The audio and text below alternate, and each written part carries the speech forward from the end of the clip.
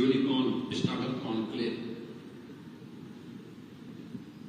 में देश भर से उपस्थित इस क्षेत्र से जुड़े हुए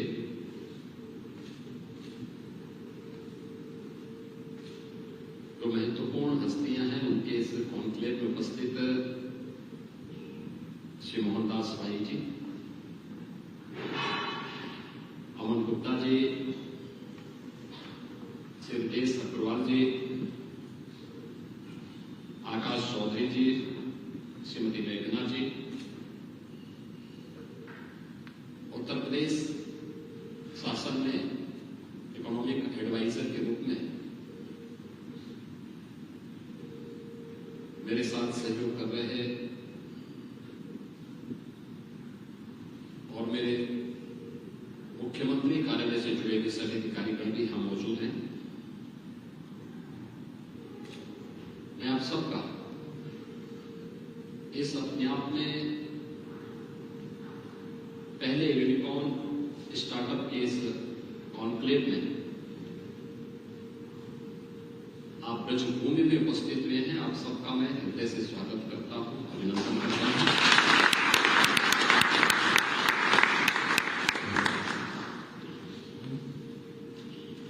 मैं इसे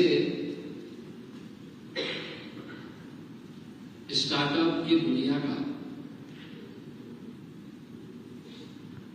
यूनिकॉर्न महाकुंभ भी कह सकता है,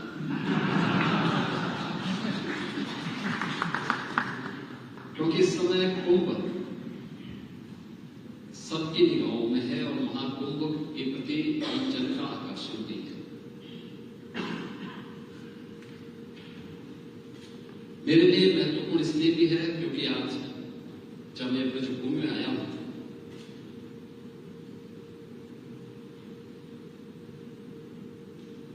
इसके पीछे इसका अपना एक आध्यात्मिक और सांस्कृतिक समृद्ध पृष्ठभूमि रही है।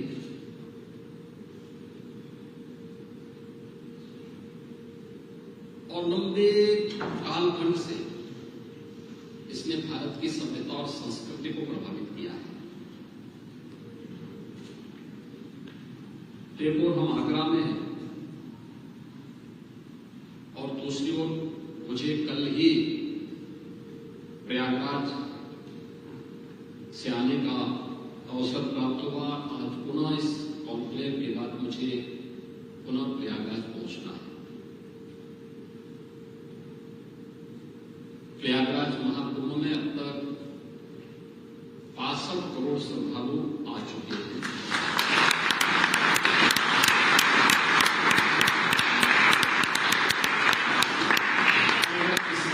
इससे आप देखें तो मुझे लगता है कि दुनिया के अंदर किसी भी आयोजन में आध्यात्मिक हो या किसी भी अन्य टूरिज्म के पर्पज से ही क्यों न हो, उस कार्यक्रम में, उस समारोह में इतनी बड़ी संख्या में एक निश्चित कालखंड के दौरान लोगों का जमा होना और उस आयोजन के प्रति श्रद्धा भाव के साथ एकजुट होना, यह अपने आप में इस सदी की दुर्लभतम घटनाओं में से, और वह भी उत्तर प्रदेश में हमारी सरकार को आयोजित करने का अवसर प्राप्त हो रहा है।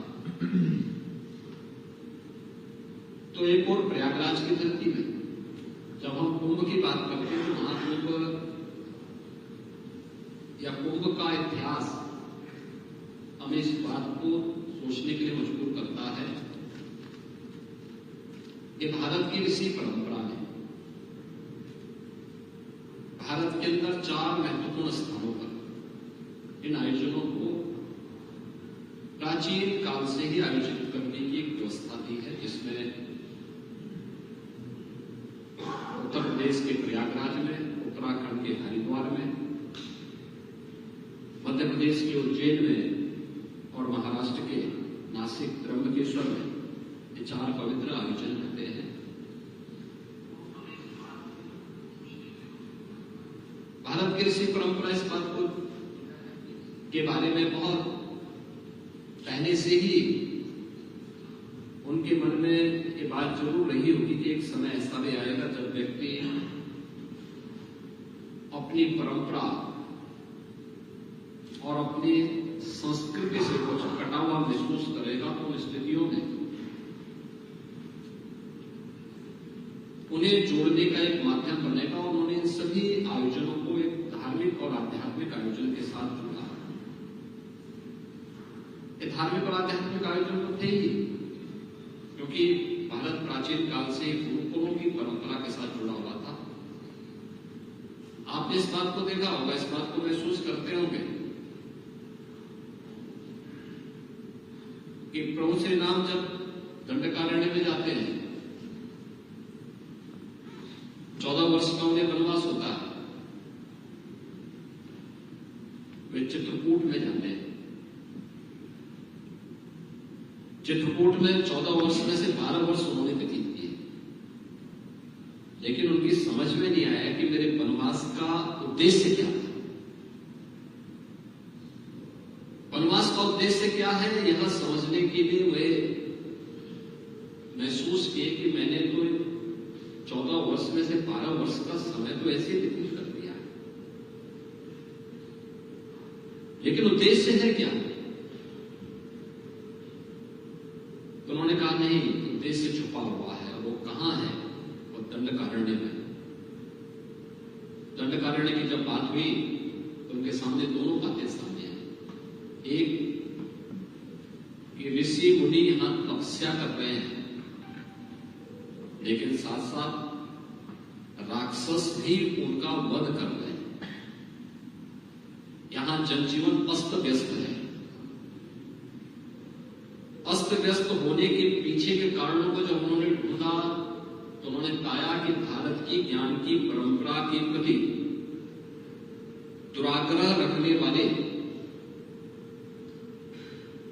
जो राक्षसी प्रवृत्ति है वह उन्हें बाधित करती है। और यह दृश्य उनके सामने तब भी आया था जब बक्सर में महर्षि विश्वामित्र के एक विशिष्ट यज्ञ के आयोजन में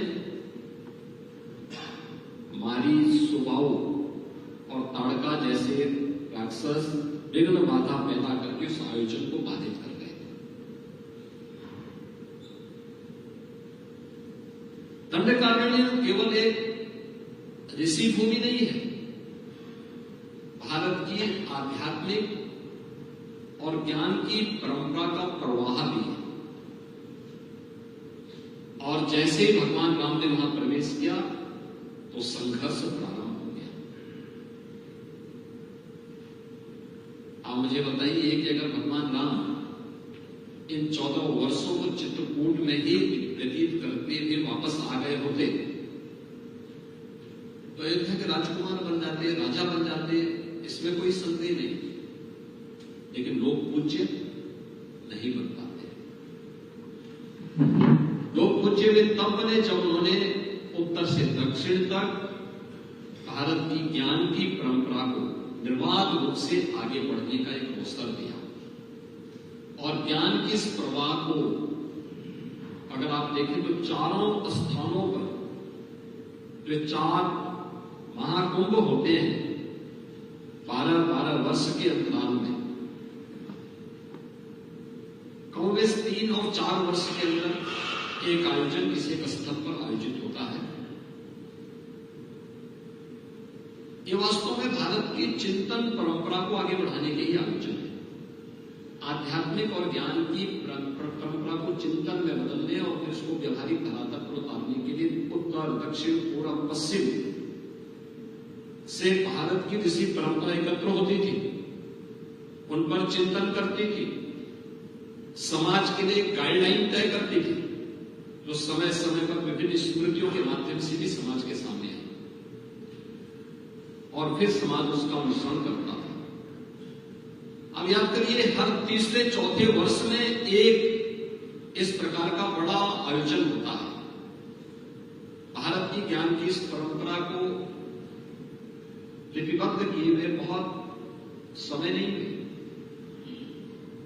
याद करना कि ये परंपरा पहली बार संहिताबद्ध होती है भगवान वेदव्यास के समय में, आज से 5000 वर्ष पहले। दुनिया की दृश्य ये बहुत पुराना है, लेकिन हमारी दृश्य बहुत अर्वाचीन है, यानी नया है। क्योंकि 5000 वर्ष पहले तो हमारा त्रेता युग, द्वापर यानी त्रेता का समापन था, द्वापर की शुरुआत थी, और द्वापर का समापन था और कली युग का प्रारंभ था। तो उससे पहले भी पूरा द्वापर चला गया, पूरा त्रेता चला गया, पूरा सतयुग चला गया। युगों की एक परंपरा, और ये 7वां मनवंतर है, यानी एक लंबी परंपरा भारत की ऋषि इसको किस रूप में मानती रही है। तो अगर भारतीय संस्कृति की दृष्टि, सनातन धर्म की संस्कृति की दृष्टि देखेंगे तो ये अर्वाचीन है, लेकिन दुनिया की दृष्टि देखेंगे तो 5000 वर्ष पुराना दुनिया के अंदर मुझे लगता है किसी का भी इतिहास आपको देखने को नहीं मिलेगा। ऐसे ही तमाम प्रकार के मंथन और इस प्रकार के चिंतन के कुछ अवसर और भी आए हैं, जिनमें नैमिषारण्य का नाम भी आता है।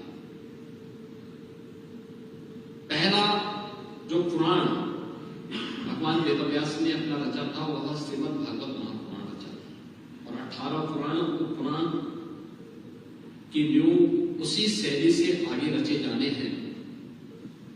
यह उन्होंने जो तय किया वही आगे बढ़ा, और जो आगे चल करके नैमिषारण्य में इन सब आयोजनों का एक अवसर बनता है। इसमें आज से 3500 वर्ष पहले 88,000 ऋषियों को उसी नैमिषारण्य में एकत्र होने का एक अवसर प्राप्त हुआ था, जिसमें उन्होंने सभी पुराणों के बारे में, उपपुराणों के बारे में, भारत की वैदिक और पौराणिक ज्ञान की परंपरा को लिपिबद्ध करके वर्तमान पीढ़ी को उन्होंने फिर उसे प्रदान किया। महाकुंभ के आयोजन में हो सकता है कि इस प्रकार के किसी आयोजन को आगे बढ़ाने का अवसर न मिला हो, क्योंकि वो पूरी तरह धार्मिक और आध्यात्मिक हो गया।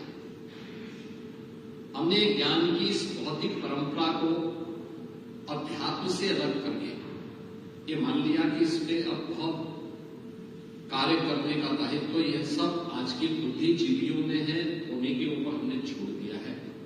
हम अपनी अकादमिक संस्थाओं के ऊपर इन कार्यों को छोड़ दिए।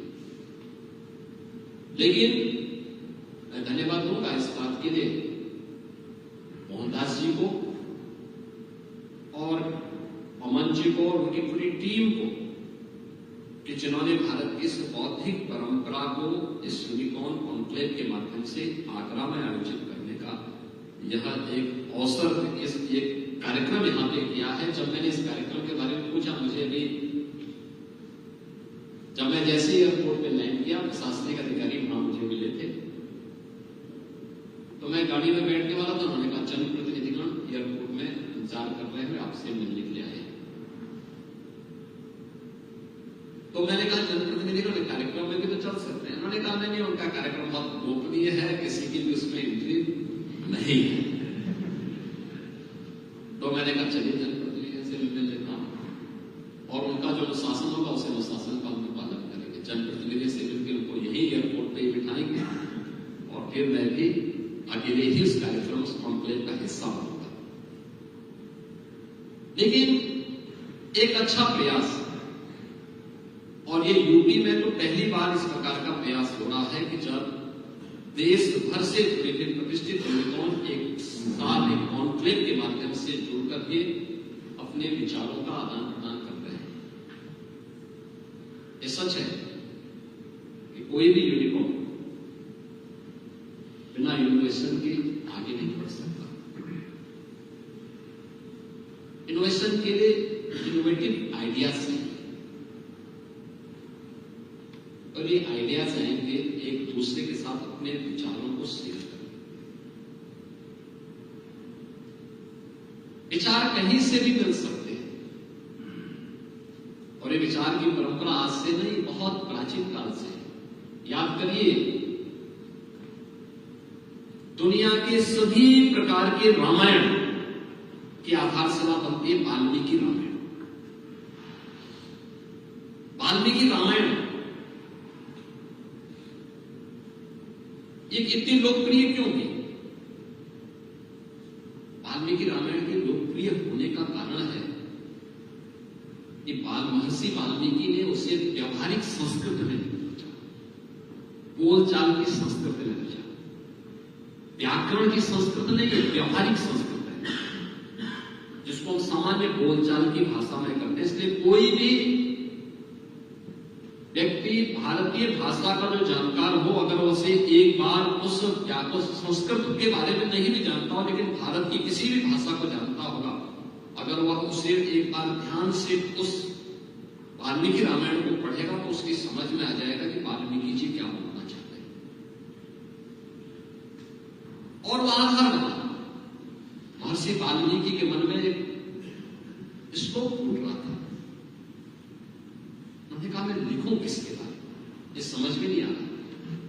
वे नारद जी के पास गए, उन्होंने कहा मेरे मन में एक श्लोक आ रहा है, लेकिन मैं उस श्लोक को एक ग्रंथ के रूप में रचूं तो किसको रचूं? तो नारद जी ने कहते हैं कि इस प्रकार का पुरुष तो एक ही है जो परम पुरुष है और वह श्री राम है, उनको आधार बना करके आप इस ग्रंथ की रचना करें। आप मुझे बताइए कि अगर विचारों का आदान प्रदान नहीं होता तो क्या रामायण जैसा ग्रंथ हमारे सामने आ पाया होता? नहीं आ पाता। और मुझे लगता है कि आप लोगों का यहाँ पर एक दूसरे के साथ विचारों का शेयर करना यहाँ किसी एक नई रामायण की रचना का आधारशिला भी बनने जा रहा है।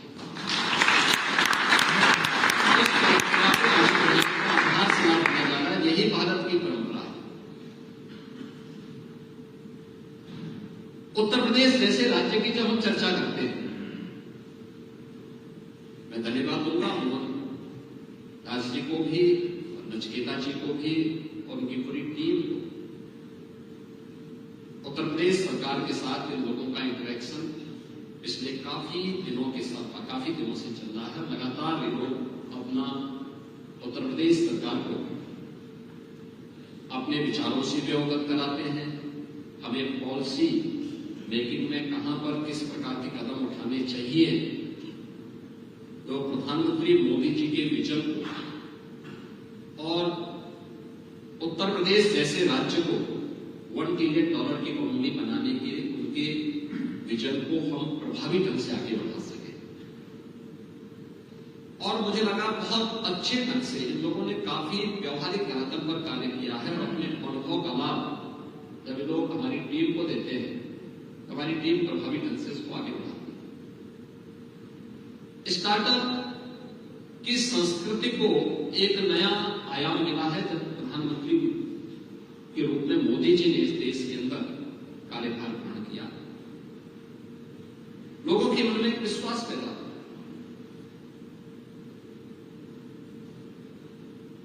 सिस्टम पहले भी था,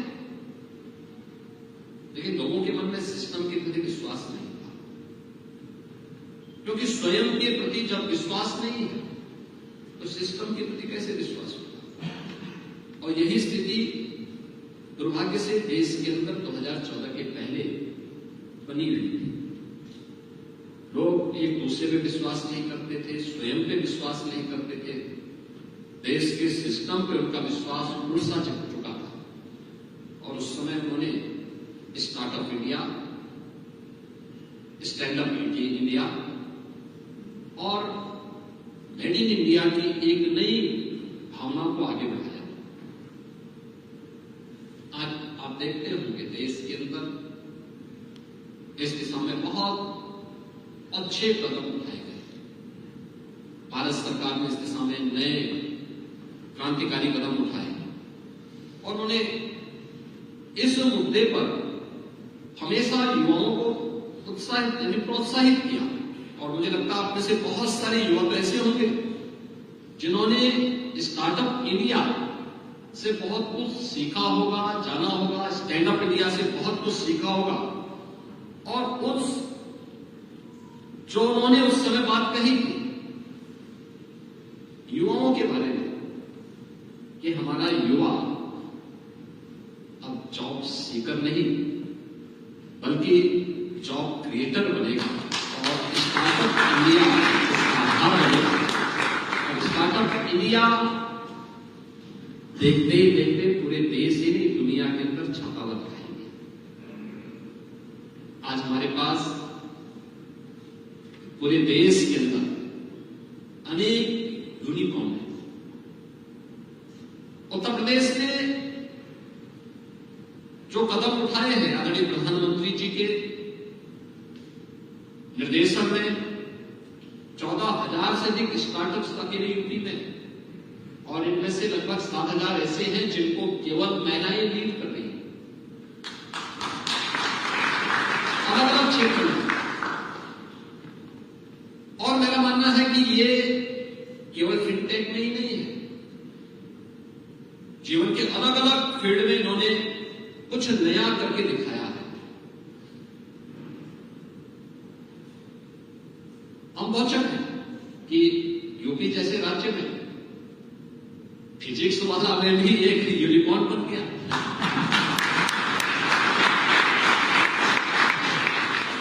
जब मेरी 3 साल पहले इनसे मुलाकात हुई तो मैंने पूछा, मैंने कहा भाई क्या है, तो मुझे बहुत अच्छा उनका आइडिया लगा। इन्होंने किस फील्ड में ये काम किया, ऐसा नहीं कि पहले अवसर नहीं थे, अवसर पहले भी थे, लेकिन देखते ही देखते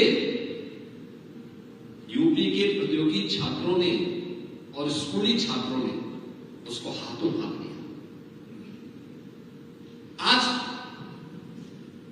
यदि आप विश्वास नहीं करेंगे कि उन जनपदों में जहां के बारे में हम लोग ये मानते थे कि वहां टेक्नोलॉजी के बारे में लोग क्या जानते हैं, वहां पर भी फिजिक्स वाला पहुंचा हुआ है। उन दूर दराज के जनपदों में ये चीजें बताती हैं कि इनोवेटिव आइडियाज के साथ साथ टेक्नोलॉजी जब उसके साथ जुड़ती है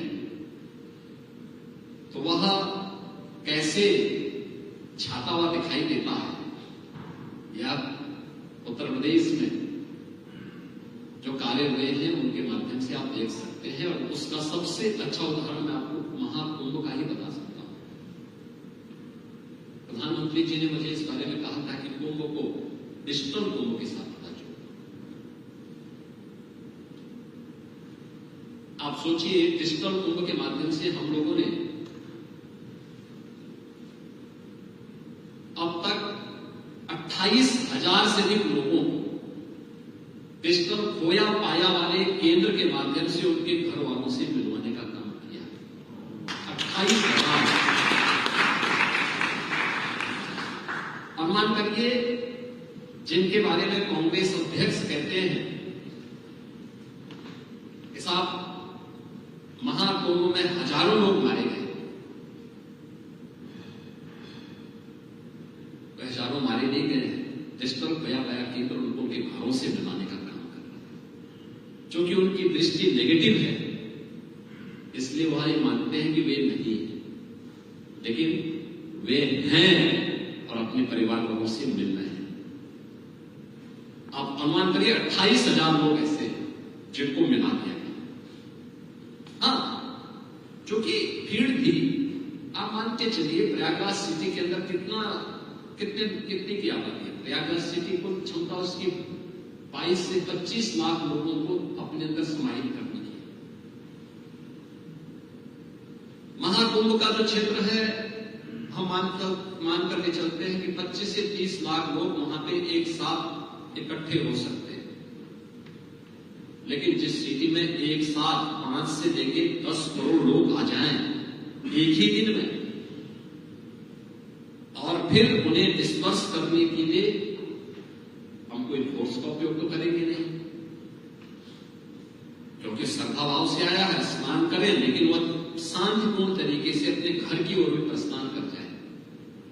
हमने ट्रेन चलाई, बसें चलाई और उन्हें भेजने की कार्रवाई की तो बहुत सारे लोग पिछड़े होंगे, लेकिन साथ साथ हम लोगों ने उसके लिए QR कोड भी दिए, उनको हम लोगों ने डिजिटल टूरिस्ट मैप भी उपलब्ध करवाए, उन्हें हर प्रकार की सुविधा दी, और उसके उपरांत उनके साथ संपर्क भी होना प्रारंभ हुआ। वे सभी एक एक करके मिलते गए और फिर उनके परिवार के लोगों को नजदीक के पुलिस स्टेशन के माध्यम से उन लोगों तक पहुंचाने की व्यवस्था हुई। और वे सभी लोग अपने अपने घरों को सुरक्षित वापस जा चुके हैं। ये टेक्नोलॉजी का ही परिणाम है। अगर टेक्नोलॉजी नहीं होती बहुत कठिनाई होती। प्रयागराज की एक घटना तो ऐसी भी है जिसमें एक व्यक्ति अपने घर से निकल गया। वो जिद कर रहा था कि नहीं, मैं किसी भी स्थिति में मौनी अमावस्या के दिन संगम में ही मुझे स्नान करना, मुहूर्त होने पर। अचानक रात्रि में 1 और 2 बजे के बीच में एक स्टैम्पेड की घटना घटित होती है। कुछ लोगों की दुर्भाग्यपूर्ण मौत होती है। तो घर वालों ने और मोहल्ले वालों ने समझ लिया कि वह व्यक्ति भी मर गया होगा, लेकिन वो मरा नहीं था। वो तो घर से जिद करके गया था और भंडारे जगह जगह लगे थे, तो भंडारे खाने में मस्त था।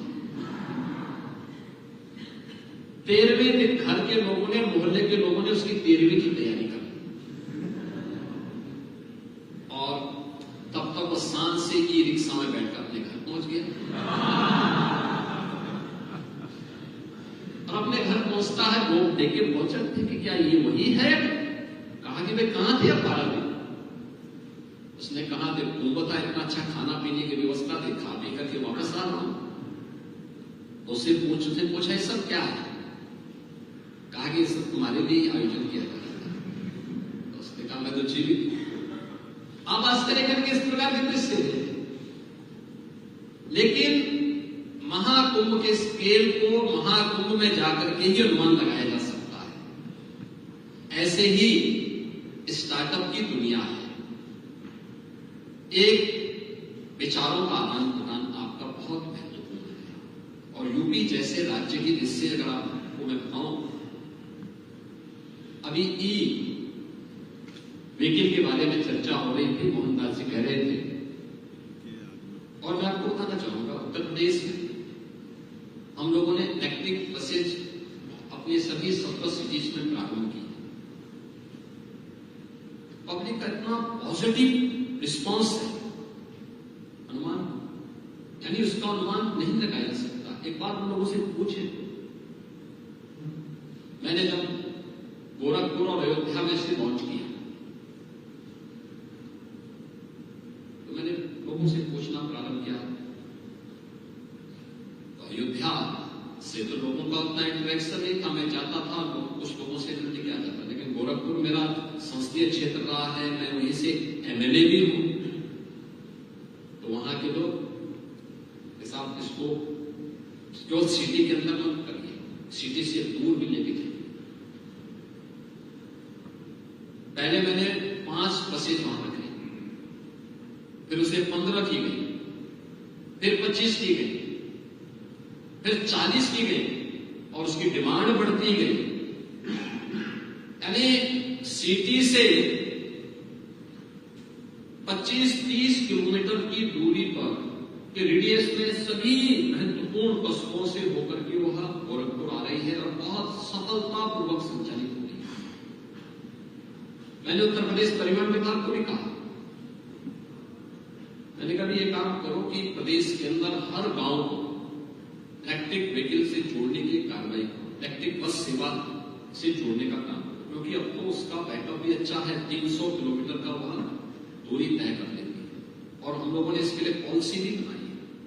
अगर उत्तर प्रदेश के अंदर कोई इलेक्ट्रिक व्हीकल की मैन्युफैक्चरिंग करता है, इसका प्रोडक्शन करता है, तो हम पर बस 20 लाख रुपए स्टेट गवर्नमेंट की तरफ से उसको देंगे और अन्य प्रकार की सुविधाएं देंगे। कोई टैक्स नहीं लिया जा रहा है उसमें, वह इलेक्ट्रिक बस सेवा दे यहाँ पर यूपी के अंदर। और बहुत अच्छी पॉलिसी हमने यहाँ पर दी है। इसमें हमारे पास कुछ प्रस्ताव आए हैं। मेरा मानना है कि अगले 3-4 महीने में हम लोग उत्तर प्रदेश के अंदर इलेक्ट्रिक व्हीकल की जो पॉलिसी है उसके अंतर्गत इलेक्ट्रिक व्हीकल के प्रोडक्शन के कार्यक्रम को भी आगे बढ़ा चुके हैं। एक बड़ा निवेश एफडीआई का है, वह यूपी के अंदर हिंदुजा ग्रुप ने लखनऊ में प्रारंभ कर दिया। मेरा यह मानना है कि अकेले यूपी को 1.5 लाख बसें चाहिए और जो भी आएगा उसके सामने एक खुला मार्केट है। देश के अंदर सबसे अधिक इलेक्ट्रिक व्हीकल वर्तमान में यूपी के पास है। और कितनी डिमांड है, कितने जॉब दे रहा है, एक नई संभावना उसमें बन सकती है। एग्रीकल्चर के क्षेत्र में, एग्रीटेक के मामले में हम लोग कार्य कर रहे हैं। हमने इसके लिए 4,000 करोड़ रुपए का अपना एक फंड भी क्रिएट किया है। और मेरा यह मानना है कि उत्तर प्रदेश के अंदर, उत्तर प्रदेश वर्तमान में खाद्यान्न उत्पादन में देश में नंबर 1 पर है, गन्ना उत्पादन में नंबर 1 पर है, शुगर उत्पादन में नंबर 1 पर है, इथेनॉल उत्पादन में भी नंबर 1 पर है। मेरा यह मानना है जितना वर्तमान में हम उत्पादन कर रहे हैं उत्तर प्रदेश की धरती में, इससे 3 गुना अधिक उत्पादन करने की सामर्थ्य है, क्योंकि सबसे फर्टाइल लैंड हमारे पास है, सबसे अच्छा जल संसाधन हमारे पास है, अच्छी कनेक्टिविटी है, अच्छा मार्केट भी है। हम थोड़ा भी उसको और प्रोत्साहित कर सके। यानी यह स्थिति तब है जब अभी हमारे सभी किसानों को अच्छा बीज मिलने में कठिनाई होती है, मार्केट की कठिनाई होती है, एफपीओज उस मजबूती के साथ अभी कार्य करना प्रारंभ नहीं कर पाए, वेयर हाउस की कमी है। ये सभी चीजें अगर वहां पर उनको उपलब्ध करा दिया जाए और फूड प्रोसेसिंग के साथ और एक्सपोर्ट के साथ हम जोड़ दें, ये क्षमता वर्तमान क्षमता से 3 गुना अधिक बढ़ सकती है। और ये सामर्थ्य हम लोगों ने स्वयं भी देखी। मैं आपको एक छोटा सा उदाहरण बताता हूं। मुझे गोरखपुर में खेती भी देखनी पड़ती है, क्योंकि मैं मंदिर में भंडारा चलाता हूं। भोजन सबको फ्री मिले, लोग आते हैं, बड़ी संख्या में आते हैं, 5,000, 7,000, 10,000 लोग वहां के भंडारे में भोजन पाते हैं। लेकिन ये मार्केट से कम मंदिर की खेती से सारा सामग्री आती है। तो जब तक मैं मेंबर ऑफ पार्लियामेंट था तब तक कुछ समय निकाल पाता था, चीफ मिनिस्टर बनने के बाद समय नहीं निकाल पाता। तो खेती का प्रोडक्शन काफी नीचे आ गया। मैंने स्वयं ध्यान देना प्रारंभ किया। 3 वर्ष पहले गन्ना जो वहां पे उत्पादन हो रहा था वो लगभग यानी 2020 तक वह घट करके 6,000 क्विंटल आ गया था। मैं उसके बाद पीछे पड़ा। मैंने कभी नहीं, बीज क्या है, कब बोया जाना है, कब सिंचाई हो रही है, कब उसमें मिट्टी चल रही है, इनको मैंने यहीं से देखना प्रारंभ किया और लोगों से बैठ करके बातचीत करके लोगों को करना शुरू किया। परिणाम क्या है? इस बार में जब पूछ रहा था, आज सुबह ही जब रिपोर्ट ले रहा था तो मुझे बताया गया सब 18,000 क्विंटल गन्ना वहां पे लगा। मैंने बताया ना कि 3 गुना अधिक सामर्थ्य यहाँ की खेती रखती है। वर्तमान में जितना प्रोडक्शन हो रहा है उससे 3 गुना आसानी से ले सकते हैं। और एग्रीकल्चर के फील्ड में ये है, एजुकेशन में फिजिक्स वाला आपके सामने एक उदाहरण है, मेडिकल के फील्ड में मैं लगातार कह रहा हूं 151 मेडिकल कॉलेज की दिशा में हम आगे बढ़ चुके हैं। लगभग अब हमारे 6 जिले ऐसे बचे हैं जहां कोई मेडिकल कॉलेज नहीं है, जिसके लिए हमने नई पॉलिसी लेकर के आए। लेकिन ग्रामीण क्षेत्र में हमारे पास पीएससी है, सीएससी भी हैं, एक्सपर्ट डॉक्टर की कमी है। हमने जिलाधिकारियों को इस बारे में कहा है कि भाई आप वॉक इन इंटरव्यू के माध्यम से उनको सिलेक्शन करके नियुक्ति पत्र जारी करिए। लेकिन तब भी लोग आते हैं, इंटरव्यू भी देते हैं, सिलेक्शन भी होता है, ज्वाइन भी करते हैं, लेकिन नौकरी के लिए गांव में नहीं जाना चाहते। मैंने बहुत बार कहा, मैंने कहा टेली कंसल्टेशन सुविधा प्रारंभ, ये अपने आप में बहुत बड़ा कार्य हो सकता है। अगर वर्चुअली कोचिंग क्लासेस चल सकती हैं तो तो टेली कंसल्टेशन के माध्यम से भी हम ये सुविधा मेडिकल के फील्ड में भी दे सकते हैं और बहुत अच्छा दे सकते हैं, बहुत अच्छा दे सकते हैं। उसका मैं एक एग्जाम्पल आपको देता हूं।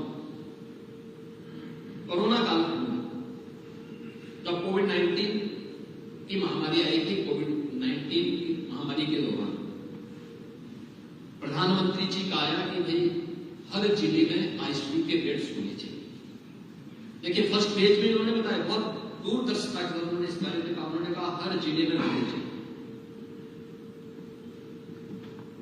दूसरा उन्होंने मुझसे कहा कि कोविड टेस्ट की लैब्स आप बढ़ाइए। मैं बताऊं कि जब कोविड की जांच प्रारंभ हुई तो हमारे पास कोविड जांच के लिए केवल 100 टेस्ट हम करने की सामर्थ्य थी केजीएम में। मैंने जब अपने अपर मुख्य सचिव से कहा तो प्रिंसिपल सेक्रेटरी से कहा, उस समय हमने कहते मैंने कहा 100 बहुत कम है, इसको बढ़ा करके 1000 कर दिया। उन्होंने कहा कोई आवश्यकता नहीं है। हमने कहा इसका संक्रमण जिस तेजी के साथ हो रहा है, कैसी बात कर रहे हैं, आप कर दीजिए। पैसा आपको अपने पास से नहीं देना, पैसा हम दे रहे हैं, सरकार पैसा दे रही है, आप इसको 1000 करिए। खैर उनके मना कर उन्होंने पहले ना में जवाब दिया, लेकिन बाद में उन्होंने तैयारी की और 1000 टेस्ट की क्षमता उन्होंने विकसित की। जैसे उन्होंने मुझे रिपोर्ट किया कि 1000 की हमारी लैब्स तैयार हो गई हैं, मैंने कहा इसको 10,000 कर दीजिए। उन्होंने कहा सब कोई आवश्यकता नहीं। मैंने कहा करिए ना, मैं बोलूंगा। उन्होंने 10,000 की तो मैंने उसी दिन कहा, मैंने उसको 1 लाख तक पहुंचा दिया। अरे आप क्या बोल, मैंने कहा मैंने आपसे कहा आप 100 पे आप संतुष्ट थे, मैंने कहा था 1000 करिए। मैंने कहा 1000 की आवश्यकता है। मैंने 10,000 का 10,000 टेस्ट हो रहे और सब जगह जा रहे टेस्ट। मैंने कहा 1 लाख करिए, ये समय आने वाला है। और आप आश्चर्य करेंगे कि मैंने उसको बढ़ा करके 5 लाख टेस्ट प्रतिदिन करने की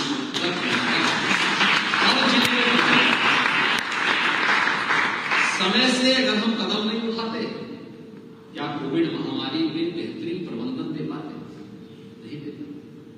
तो प्रधानमंत्री मोदी जी ने पहले चरण में कहा था कि हर जिले में आईसीयू के 10-10 बेड बनाए जाए।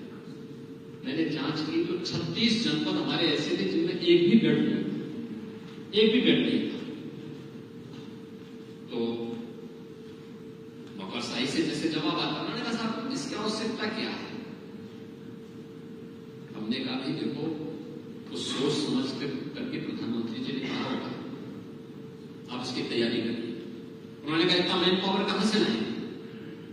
मैंने कहा एनेस्थेटिक तो हर जिले में 1-1, 2-2 तो होंगे, उनको बुलाओ और पहले हम उनको SCPGI, उत्तर प्रदेश का सबसे अच्छा चिकित्सा संस्थान है, मैंने कहा SCPGI में हम उनको एक मास्टर ट्रेनर बनाएंगे।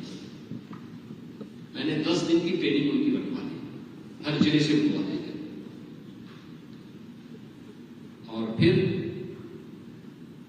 SCPGI, KGMU और RMM, इन 3 संस्थान जो लखनऊ में है, तीनों संस्थानों से मैंने कहा कि काम करो, शाम को 5 बजे से 6 बजे के बीच प्रतिदिन अलग अलग जनपद मैंने उनको आवंटित किए और उनको कहा कि भाई आपको वर्चुअल आईसीयू के रूप में उनको गाइड करना, और उन जनपदों में अगर कोई समस्या होगी तो आपको फिजिकली वहां पहुंचना है। आपको जो चाहिए, आपको स्टेट प्लेन चाहिए, स्टेट प्लेन मिलेगा, आपको हेलीकॉप्टर की सुविधा चाहिए, हेलीकॉप्टर मिलेगा, जो चाहिए आपको मैं सुविधा दूंगा, लेकिन वहां फिजिकली भी जाना पड़ेगा। और आश्चर्य करेंगे कि हम लोगों ने वर्चुअल आईसीयू कोविड-19 के दौरान प्रदेश के सभी 75 जनपदों में संचालित किए, सभी 75 जनपदों। और मेरा मानना है कि आप मेडिकल के फील्ड में टेली कंसल्टेशन हम दूर दराज के गांवों में बेहतरीन तरीके से नहीं दे सकते, दे सकते। अब तो उस प्रकार के एटीएम भी आ गए, वे भी सुविधा दे रहे हैं, हम उस फील्ड में भी कर सकते हैं, कार्य कर सकते हैं। तो जीवन के अलग अलग क्षेत्र में हम इन कार्यक्रमों को आगे बढ़ा सकते हैं। उत्तर प्रदेश में एक अन्य कार्य हम लोगों ने किया था, जो मैं आपको एग्जाम्पल दूं, ये भी कोविड-19 के दौरान किया था, वो था बैंकिंग कॉरेस्पॉन्डेंट सखी का, बीसी सखी।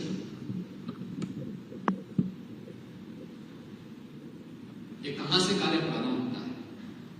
हुआ क्या कि उत्तर प्रदेश पहला राज्य था जिसने उस दौरान कामगार और श्रमिकों को भत्ता देने की कार्रवाई को आगे बढ़ाया, क्योंकि हमें मालूम था लॉकडाउन होगा, तो लॉकडाउन के दौरान जो प्रतिदिन कमाने वाले लोग हैं, इन लोगों को सबसे अधिक कठिनाई होती है।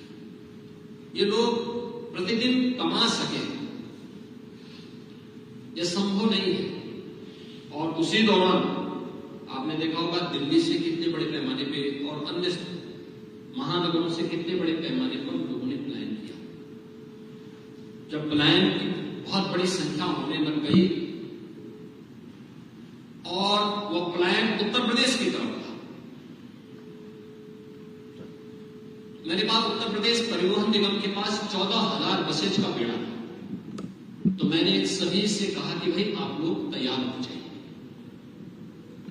उन्होंने कहा क्या करना है? मैंने कहा भाई आप मास्क लीजिए, सैनिटाइजर लीजिए, आपको और भी कुछ चाहिए तो आप बताइए, आपको जितनी मजदूरी चाहिए, जितना आपको पैसा चाहिए ये भी बताइए, लेकिन आपको इन लोगों को उठा करके हर जनपद में लेके जाना है।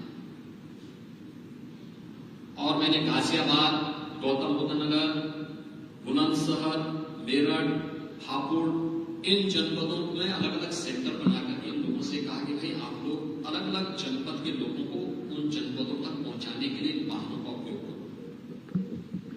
जो आता है उसको खाने के लिए भोजन मिले, पीने के लिए पानी मिले, और वाहन से उनको उन जनपदों तक पहुंचाना है। और प्रत्येक जनपद में हमें क्वारंटीन सेंटर होता है। जब मैं इस कार्य को कर रहा था तो मुझे तमाम हमारे मुख्यमंत्रीगण मुझे कहते थे ये सब क्या करना है, ये सब बवाल अपने सिर में क्यों ले लिया आपने? मैंने कहा बवाल नहीं है, मेरी जिम्मेदारी है। उस बेचारी की नियत है क्या, हम उसको सड़क पे मरते हुए नहीं छोड़ेंगे, अंतिम दम तक लड़ेंगे और उसके घर तक पहुंचाएंगे। प्रधानमंत्री जी ने अप्रिशिएट किया कि नहीं आप उठाइए, कोई बात नहीं, ये लॉकडाउन लोगों के लिए है,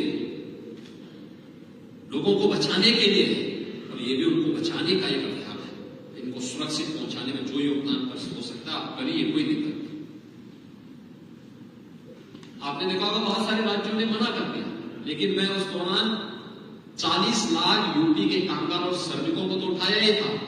बिहार, झारखंड, वेस्ट बंगाल, असम, उड़ीसा, यहां के भी जितने लोग आए थे सबको मैं ही उत्तर प्रदेश में उनको रखा था। लगभग 1 करोड़ से अधिक लोगों को उत्तर प्रदेश में अलग अलग जनपदों में,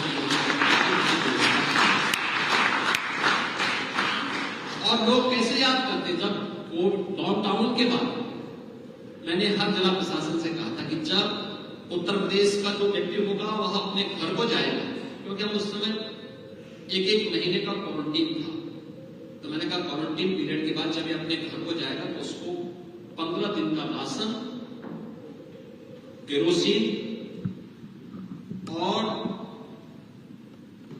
एक भत्ता, कम से कम 2,000 रुपए का भत्ता उसके घर गृहस्थी को चलाने के लिए उसको उपलब्ध करवा देना और उसके घर तक उसको पहुंचाने की व्यवस्था। लेकिन जो यूपी के बाहर के हैं वे राशन लेके नहीं जा पाएंगे, क्योंकि भोजन उनके पास ज्यादा होगा, सामान उनके पास अपना भी है, लेकिन कम से कम भोजन करवा करके वे 1-1 पैकेट भोजन उनको नाश्ते के लिए भी दे देना और पानी की बोतल भी देना।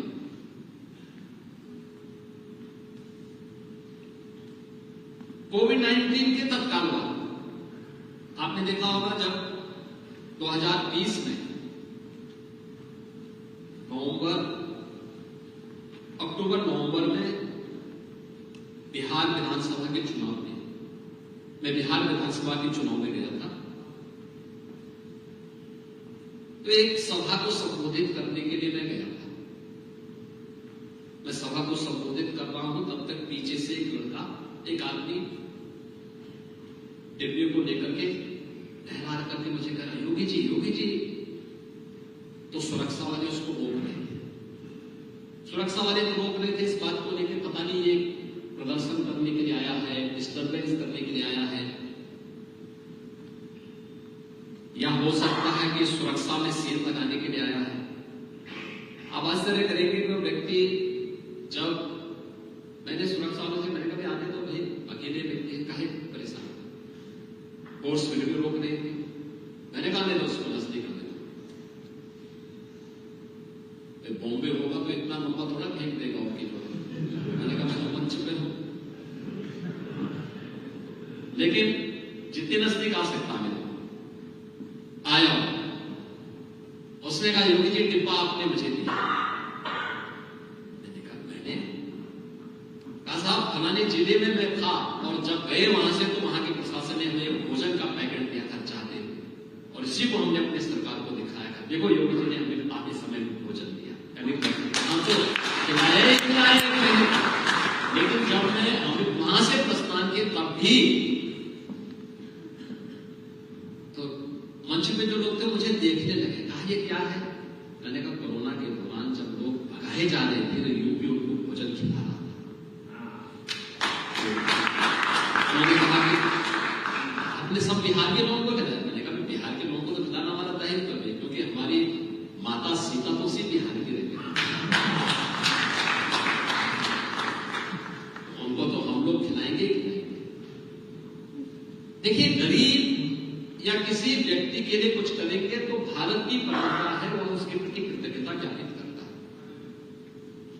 और मैं उस युवा को इस बारे में कहूंगा कि वह व्यक्ति, उसके पास शब्द थे जो उस डिब्बे को संभाल करके रखा। अक्सर होता है खा करके लोग फेंक देते, फेंका नहीं था, उस खाली डिब्बे को संभाल के रखा। उसने कहा था कि आपने आपके यहां से मुझे मिला था, मैंने इसी में भोजन किया था। आप देखिए 6 महीने के बाद उस व्यक्ति ने संभाल के रखा हुआ था। और इसलिए मैं कह रहा हूं कि यह कार्य आज के दिन पर हम लोगों को करने की आवश्यकता है।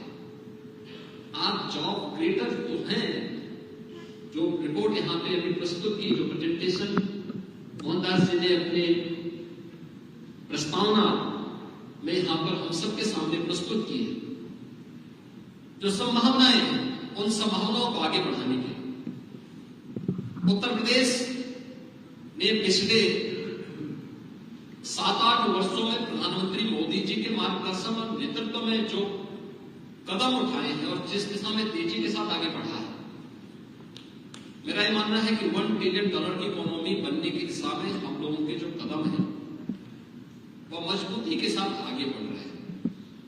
और हमारे एडवाइजर राजू साहब यहां पर मौजूद हैं, ये सभी लोग उसको बहुत नजदीक से देख रहे हैं, और आप सभी का भी इसमें हम लोग एक तो सहयोग लेने के आकांक्षी हैं कि इस दिशा में आपके सहयोग की आवश्यकता है। मेरा यह मानना है 2029 तक हम उत्तर प्रदेश की इकोनॉमी को $1 ट्रिलियन की इकोनॉमी, और सब वे सभी आधार हम लोगों ने यूपी के अंदर तैयार कर दिए। अब केवल उसमें मजबूती के साथ डबल इंजन की गाड़ी को मजबूती के साथ आगे बढ़ा देना है, और वह आगे बढ़ेगी, कोई कारण नहीं कि ना हो सकता। अब तक के रिजल्ट बहुत अच्छे आए, बहुत अच्छे आए हैं, और जो टारगेट तय किया था अलग अलग पैरामीटर पर, अलग अलग इंडिकेटर के, वह अपने टारगेट को अब तक अचीव किए। आगे भी मेरा यह मानना है कि हम उसको अचीव करने में और भी अच्छे ढंग से सफल होंगे, और अकेले महाकुंभ ही 3.5 लाख करोड़ रुपए की हमारी हमें ग्रोथ देगा यूपी की।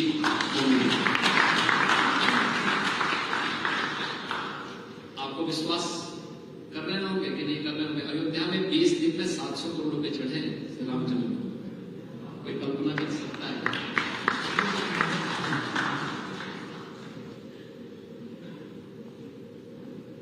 एक एग्जाम्पल मैं प्रयागराज का आपको दे रहा हूं।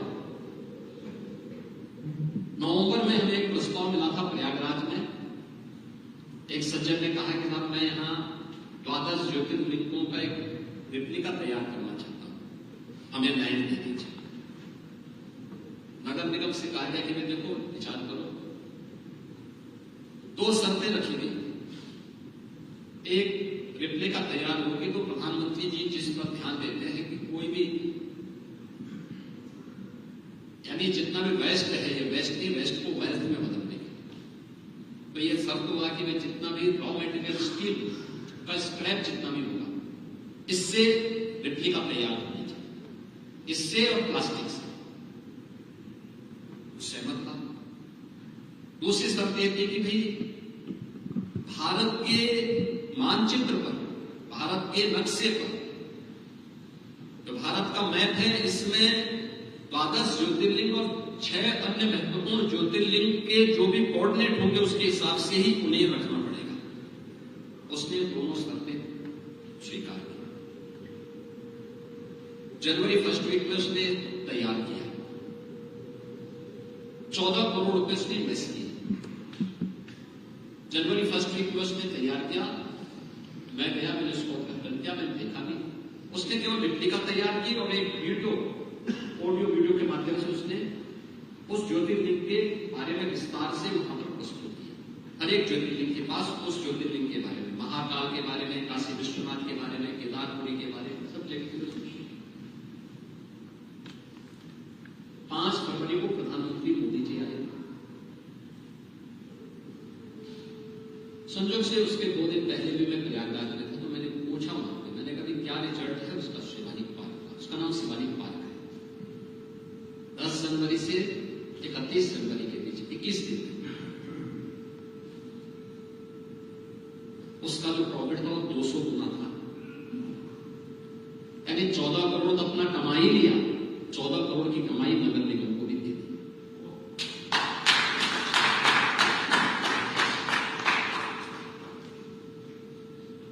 ये यूपी की पोटेंशियल है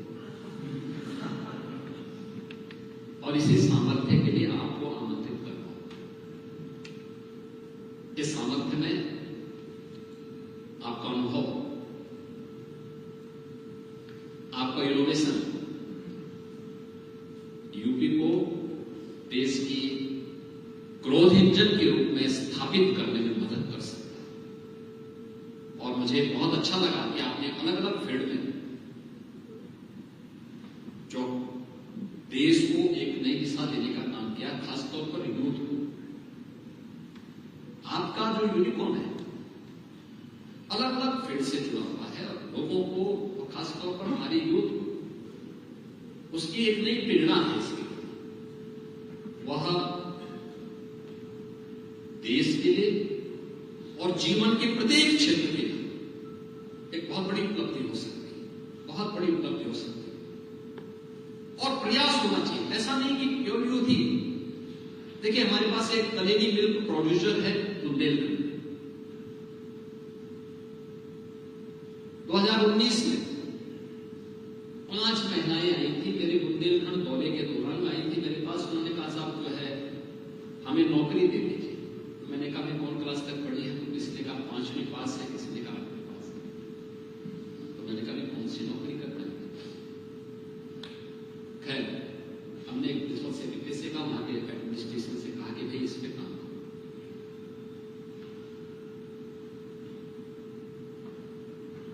वहां की कुछ पैसा अगर राज्य सरकार से हम दें और एक मिल्क प्रोड्यूसर के का गठन करते हुए ये लोग कार्य प्रारंभ करें कि ट्रेनिंग हो जाए, इस कार्य प्रारंभ करें।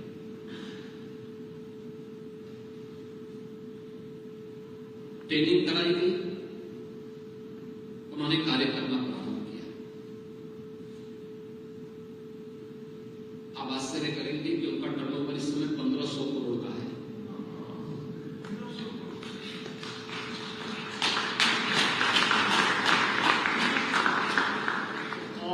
उनके साथ जुड़ी है इस समय 42,000 महिलाएं।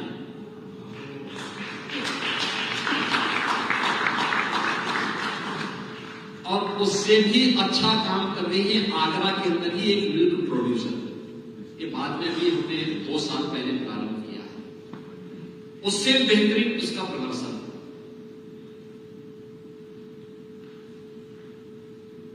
मैं इसीलिए आपसे कहना चाहता हूं उत्तर प्रदेश की अनंत संभावनाओं में जो सामर्थ्य छुपी हुई है,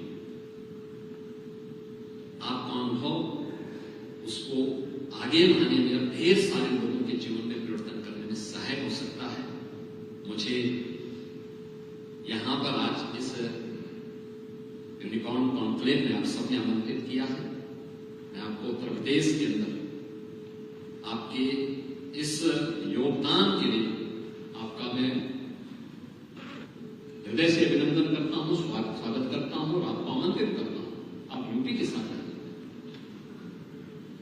यूपी हर प्रकार से सहयोग करने के लिए आपके साथ होगा।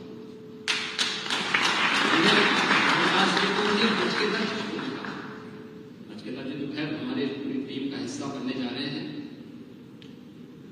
महाकुंभ में व्यस्तता के कारण हमारी पूरी टीम इस समय महाकुंभ के आयोजन के साथ जुटी हुई थी, लेकिन अब उनको हम वहां से थोड़ा सा निकाल रहे हैं कि नहीं, वहां से हट करके आप राज्य की उसको ध्यान देना शुरू कर दिए। और मैं चाहूंगा कि इस दिशा में बहुत कुछ यूपी के अंदर हो सकता है। उस सामर्थ्य में आप सबके योगदान की मैं अपेक्षा करता हूं। उसी आकांक्षा के साथ मैं आज यहां पर आया हूं।